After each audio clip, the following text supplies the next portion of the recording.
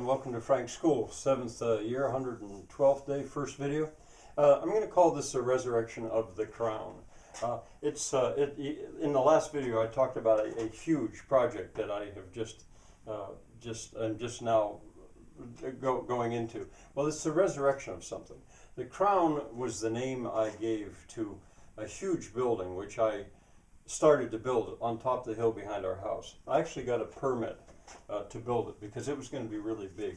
It was going to be basically an Elizabethan theater, like Shakespeare. And in that huge 16-sided building, there was a jewel. There was going to be a jewel in the crown.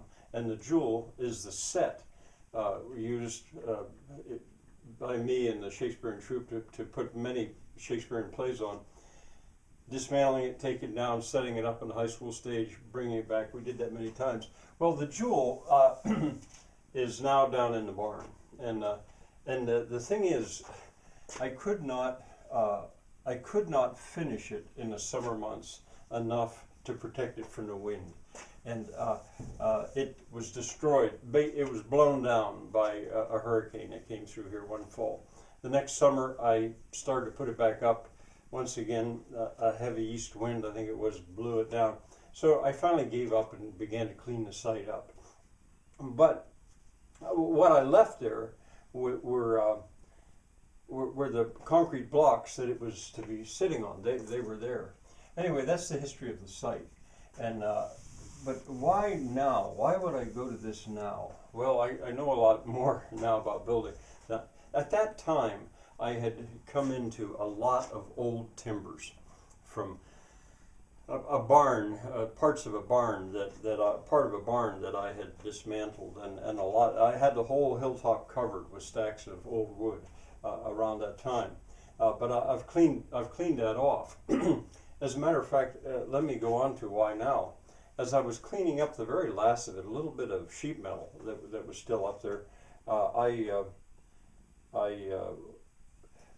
I lifted it up, and there were two black snakes, and here I disturbed their sleep. It was the only thing on the hilltop, really, that they could have got under, and I felt bad about it.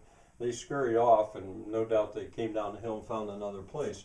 But that kind of got me thinking about how there's no shelter up on that hilltop at all, which is nice in a way. This is a bare hilltop, but it'll also be nice to have a little bit of shelter.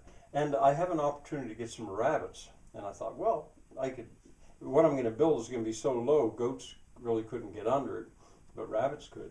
So that was one reason. Black snake inspired shelter for rabbits, and maybe the black snakes will come back sometime. I don't know. Water. I realized that I can get water there. Basically, the whole hilltop. That's something I had started before. I had done it. I had the neighbor with his little backhoe make an aqueduct. Not a suspended aqueduct on the ground, but a way to carry water across the saddle to it. I think today, actually, this very day, I may be able to get water into that aqueduct again.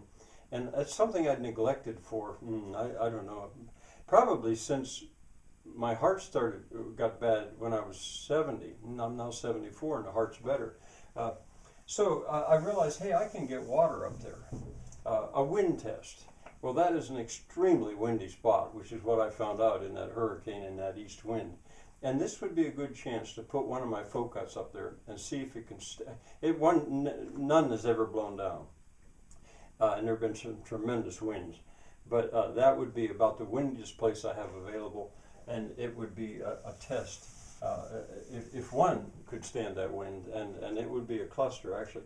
I came into a lot of wood. I think I mentioned that yesterday, that there is a lot of wood available to me, and that would be a place, for the floors of these 8. There's actually going to be 8 folk huts in that cluster. I'm cleaning up the goat fold, which is up in the woods. That's a cluster of 4 that I had to do that anyway, because I built them before I realized that they had to be 5 inches longer than I'd been making them, so I had to take it down to the ground anyway. And those pallets an awkward. I purposely used an awkward sized pallet up there to get rid of them. Well, I can use those awkward sized pallets in the flooring. I've realized that. So I'll gain by cleaning up that goat fold, which is just not very far away. It's just in the woods beyond it. I'd like to.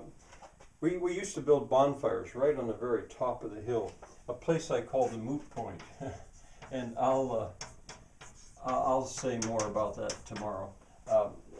And I'd like to have a small, no more of these really huge bonfires, but a small bonfire for my grandsons and my son-in-law to experience, maybe for Memorial Day. So I'd like to do that, and it would give us a place to sit with a little shelter at that time. And then the subject this year that I had said, and I have not forgotten, is village. I'm really going to be, probably will write a book on building villages with folk huts. And from a hut, a single folk hut, you can go to a cluster, and then from a cluster, if you have several clusters, I think you could call it a hamlet, and then to a village. And this would certainly be, it would be the biggest cluster that I would have. It will be round, in effect, round, yes. And there will be eight folk huts in that round, as opposed to the goat fold, which is square, and there were four folk huts in each of the corners of the goat fold. So it fits in right there. That word village is kind of prime. And then I guess I threw this in there. It'll puzzle my neighbors as they drive down the road. They'll see it out there and think, "What's Frank doing now?" And it'll slow traffic up, which is a plus. I slow a lot of traffic up with what I've done here. And then finally, the number of pallets. Well, each folk hut, if it were completely finished with the roof and everything, would take about 75 40 by 48 pallets. I have that, no problem.